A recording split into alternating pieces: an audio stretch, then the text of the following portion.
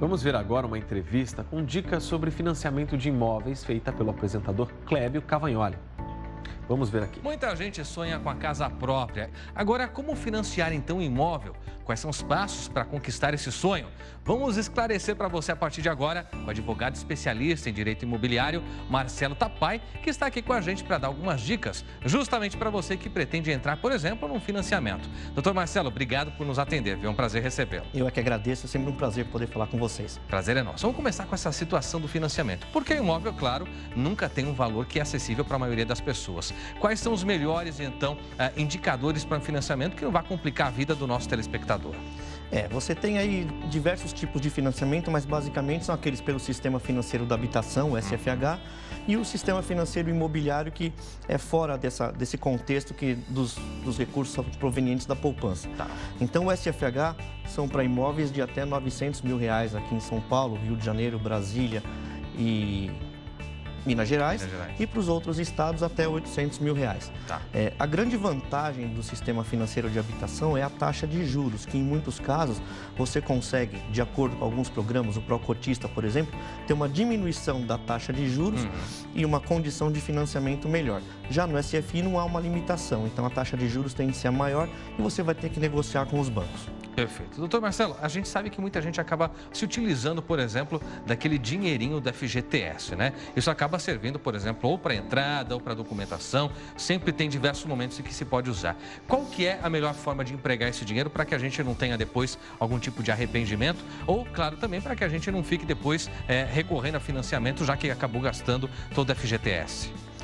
O FGTS ele só serve para a compra do imóvel, então não serve para o pagamento da documentação. De documentação. Depois que você compra o imóvel, você pode dar a entrada ou pagar as parcelas, as próximas parcelas do imóvel, fazer a quitação dele. Tá. Agora, não serve para imóvel na planta, por exemplo, na hora que você faz o negócio do imóvel na planta.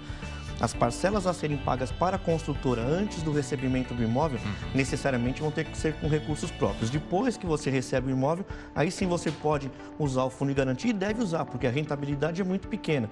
Não é razoável que você pague um empréstimo de um financiamento, pague juros para isso e não use o fundo de garantia.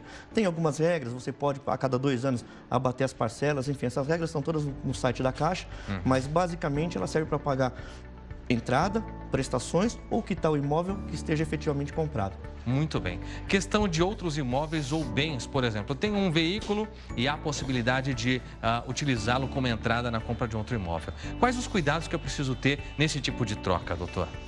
As trocas hoje em dia são alguma coisa que as construtoras estão aceitando. Tem construtora que faz a propaganda, que compra o seu imóvel pelo preço da tabela FIP, por exemplo, aceita o seu imóvel como entrada. É muito importante tomar cuidado e ver se isso efetivamente está escrito no contrato.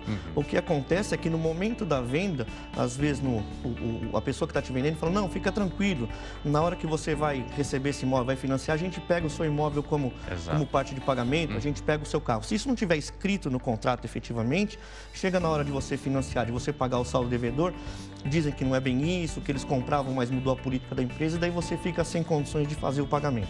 Exatamente. Aliás, o senhor tocou num assunto extremamente importante, que é a questão do contrato, né? Para que o nosso telespectador, aquele que vai comprar um imóvel, fique muito atento. Quais são os pontos do contrato que ele precisa ler com mais atenção ou, se necessário, até consultar um especialista? O contrato ele deve ser lido com atenção como um todo e deve ser compreendido. O grande problema é que os contratos de promessa de compra e venda ou de compra e venda de imóvel, eles são contratos que têm um linguajar muito técnico, cláusulas que remetem a outras cláusulas, e a pessoa às vezes não tem a compreensão exata. A pessoa nunca, jamais deve comprar um imóvel no dia que foi ver, comprar pela emoção, o stand de vendas anima, parece que é a melhor coisa do mundo. Aquele pré-montado, né, ali para a pessoa ver, também geralmente acaba induzindo a compra. Pré-montado, se você não comprar hoje, você não vai mais ter essa oferta, a melhor oferta do mercado. Nada disso convence. É melhor perder um excelente negócio do que entrar numa roubada que você não consegue depois mais sair. Então, ponto número 1, pega uma cópia do contrato e leva para casa, lê com atenção.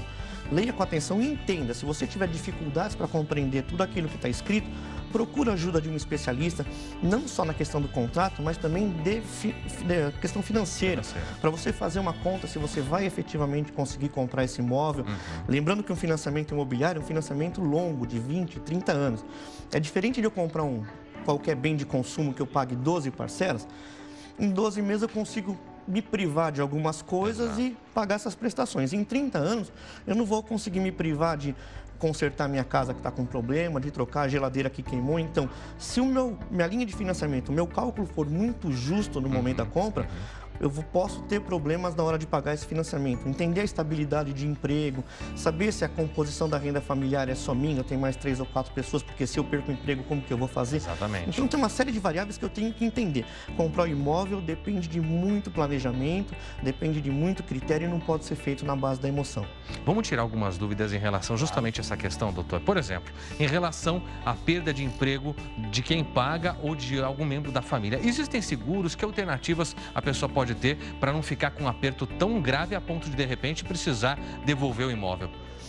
Isso é uma questão de negociação. Existem algumas empresas que oferecem isso como um diferencial. Se você ficar desempregado, você tem até 3 meses de carência, 6 meses de carência durante um período, enfim. Isso é uma questão de negociação. Em geral, você deve honrar as parcelas. Então tem uma diferença, e aí talvez seja interessante entender. A compra do imóvel na planta, você compra o imóvel hoje para receber ele daqui 3 anos, por exemplo. Então, durante esse período que você paga para a construtora, se acontecer um problema muito sério e você não conseguir continuar com a compra, você tem como desfazer esse negócio, é o chamado distrata. Você pode devolver o imóvel para a construtora e receber parte do que pagou de volta. Se você já entrou no financiamento imobiliário, a coisa muda de figura, porque daí você está devendo para o banco, o banco já pagou a construtora, e se você não pagar esse financiamento, esse imóvel você vai perder. Então você vai tentar renegociar, você vai conversar com o banco, e se não tiver acordo, o banco vai executar essa dívida, vai mandar o imóvel para leilão e você vai perder o valor que pagou. Exatamente. E aí não tem como chorar mesmo, né? Acaba perdendo tudo, infelizmente. Aí não tem como chorar. Existem alguns casos em que existe aí, talvez uma falha, uma ilegalidade jurídica na forma como o leilão é praticado. Você consegue contestar, consegue protelar e para isso você vai ganhar um tempo para arrumar o dinheiro, para fazer o pagamento, mas se não pagar, vai perder o imóvel.